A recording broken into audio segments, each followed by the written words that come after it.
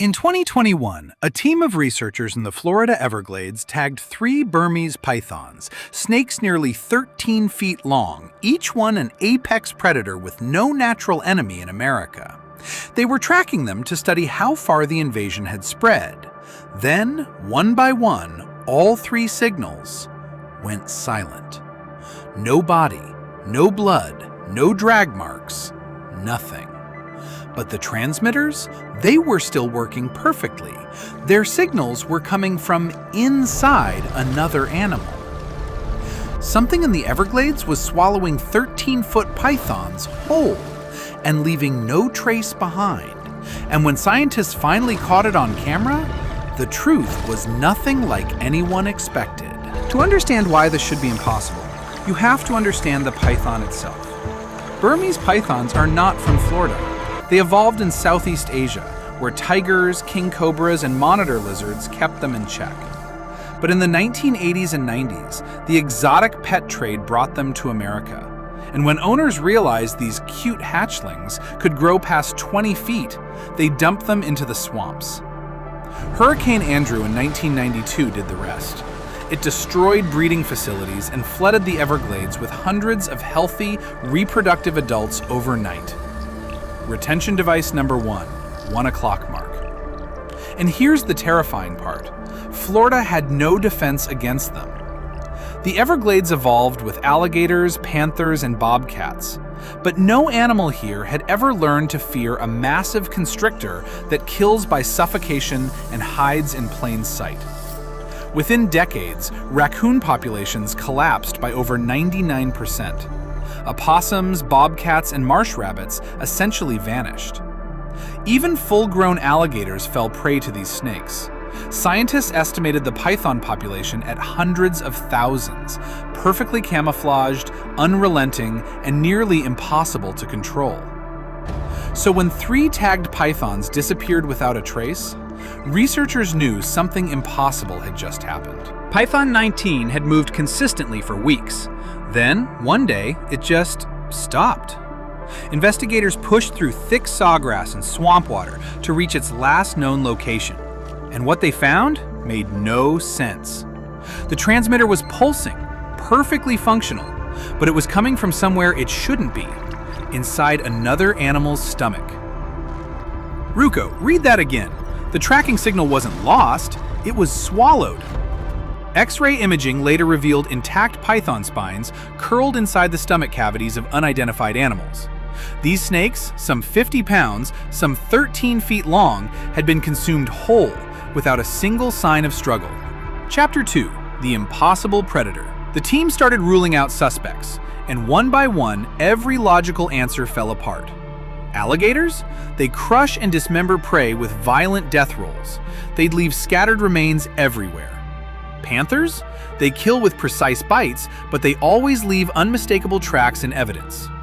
Even black bears, capable hunters, tear their prey apart. They don't swallow constrictors whole. But this predator did, and it left nothing. No predator anyone knew in the Everglades matched this profile. Something was moving through the swamp, consuming entire apex predators in secret with a kind of surgical precision that contradicted everything scientists thought they knew. The data was clean. The equipment was perfect. There was no interference, no malfunction, which meant only one possible conclusion. An unknown predator was hunting the hunters. Desperate for answers, the team deployed motion-activated cameras around the last known locations of the missing snakes. Days of empty footage followed.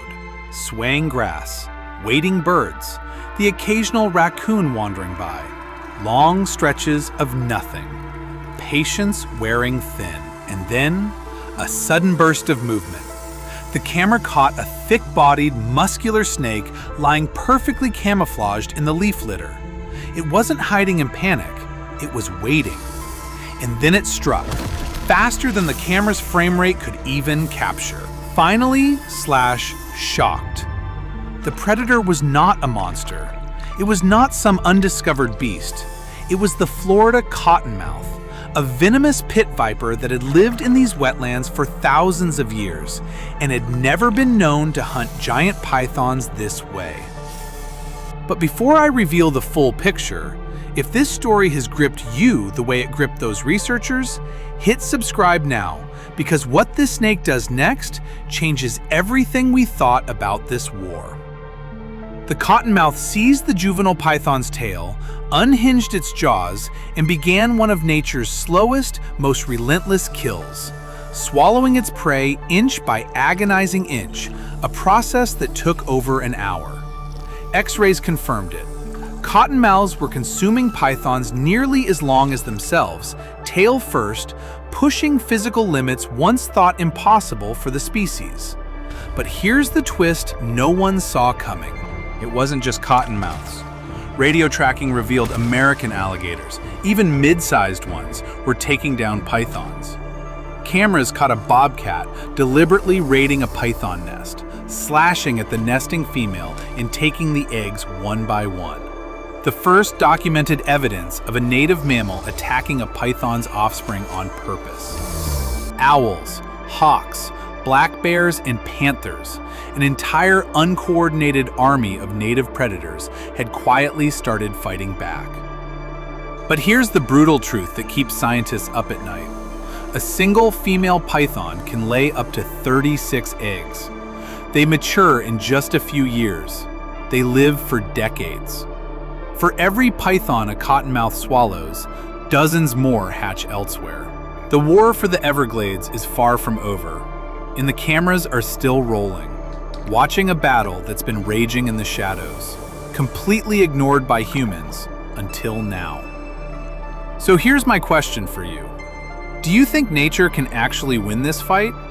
Or is the python invasion already unstoppable? Tell me in the comments.